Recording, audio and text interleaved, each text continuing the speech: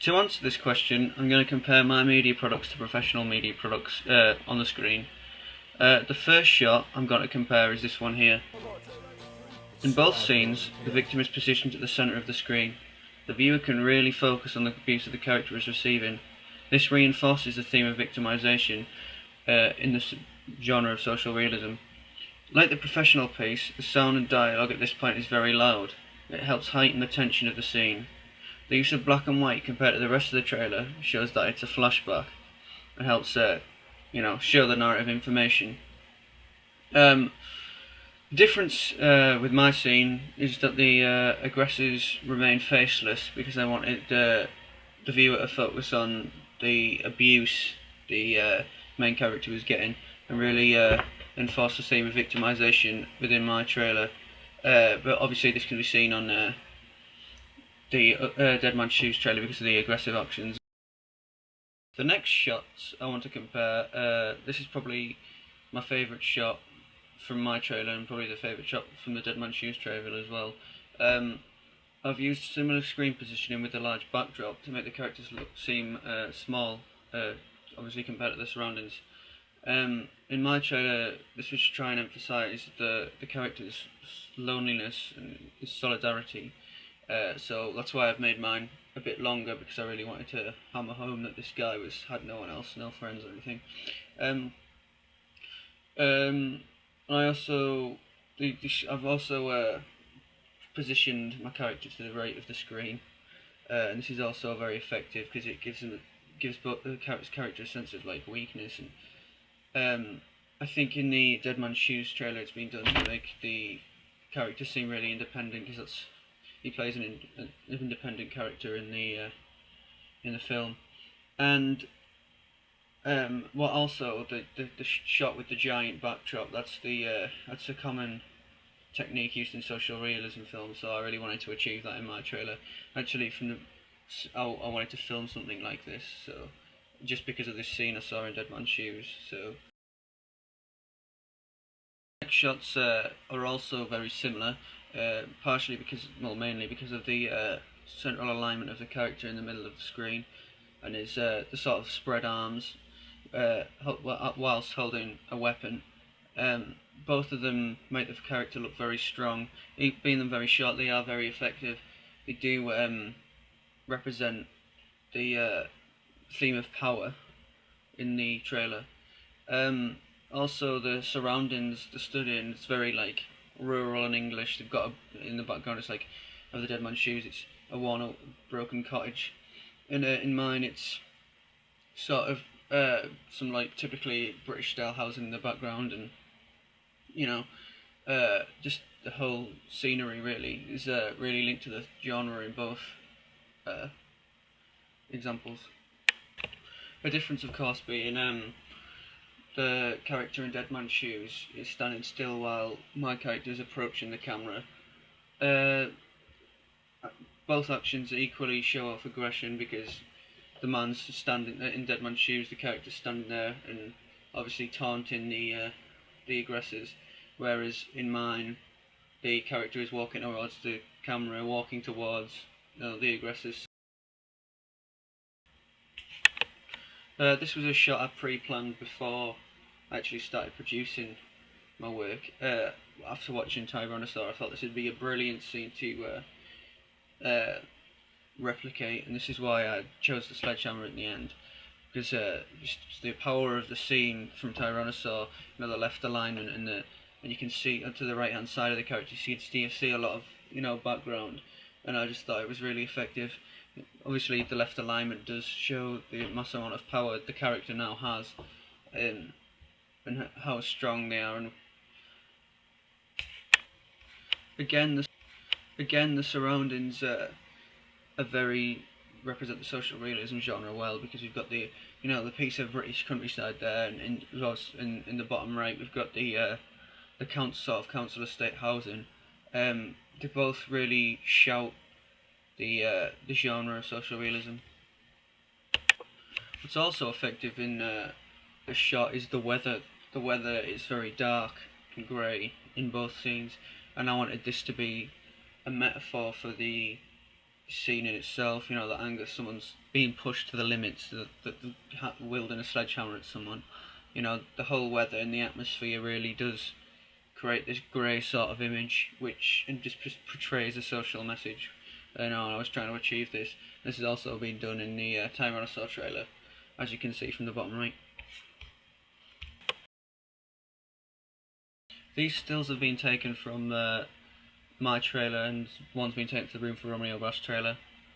And this is the first sight of the face, like in both trailers. This is the first time the viewer sees the face of this particular character, which is, in both trailers, this character is very important to the narrative. More so in the Room for Romeo Brass trailer, because he's a very significant character. You know, I wanted this to be a good cinema trailer, because he's finally to see the saviour who helps the protagonist throughout the film. The shots are very similar. The location of the characters in the screen are very similar. You know, the slight tilt upwards on mine shows he's quite a dominating character. It's also shown on the Room for Romeo Brass trailer. Both of them, as well, are doing practical things. Like, my character is doing the sweeping, and he stood there with a brush, and this character is loading the car. It just really represents a normal everyday situation, and trying to get across the genre that these are normal, real people, and not like characters in a thriller or an action film. Point out the scenery in this shot as well. Again, we've got the whole sort of British English environment. In mine, we've got like stereotypical like red brick housing, and you know, like worn away. It looks very similar to the shot on the right.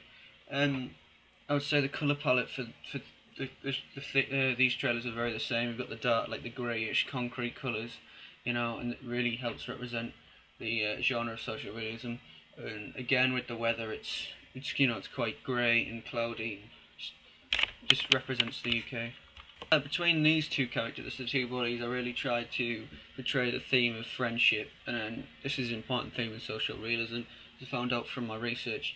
And the best trailer which shows this theme is the This Is England trailer, because they're all walking around in sort of like a gangway, and these two stills are very similar. We've got the two friends together, right, and we've got in both trailers to the left of the screen as well, and it just shows you, you know, how close they are. More so with the This Is England trailer, because they're physically like putting their arms around each other and enjoying themselves like that. But in my trailer, I wanted to get across the, you know, their masculinity as well as the theme of friendship.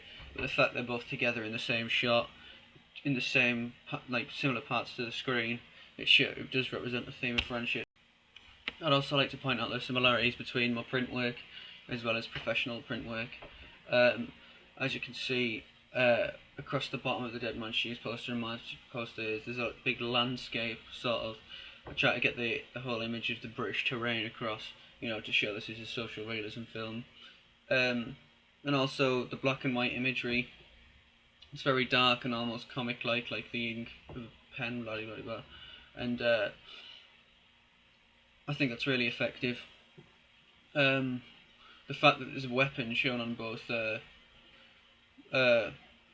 posters does show that this narrative information shows what the film will include.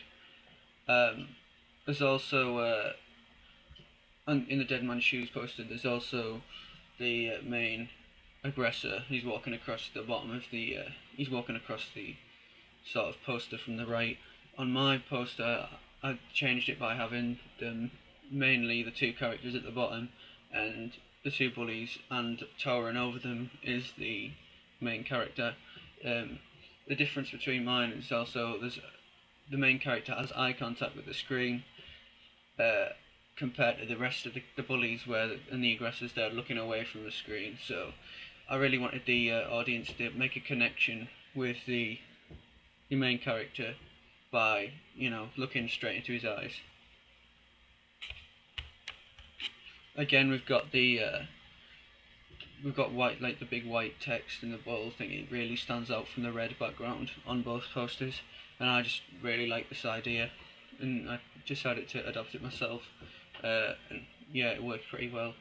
And also the effect by putting the director's name in, in handwriting font, just it makes the poster look niche. Like on a thriller, you wouldn't get the director's name written on the front unless it was for a certain purpose.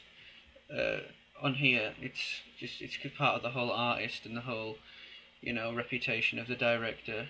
If social realism fans, if they see it's a shit film by Shane Meadows written on the front, they'll go and buy it because they're a fan of the director. So I was just trying to use the same sort of technique on my poster as well. The magazine layout, I'm going to compare these two. The eye contact's very similar. They're both staring down the camera, and I wanted to achieve this again because it does it catches the eye of someone walking past, or someone who knows the actor, or someone, just the eye contact with the reader draws them in to watch to read the magazine. The style of font as well on this is very similar to the Empire magazine, and I just wanted to demonstrate how this influenced me throughout my project. And hopefully it shows from my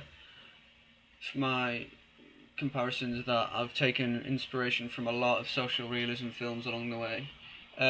Obviously, this has been in coordination with my audience research.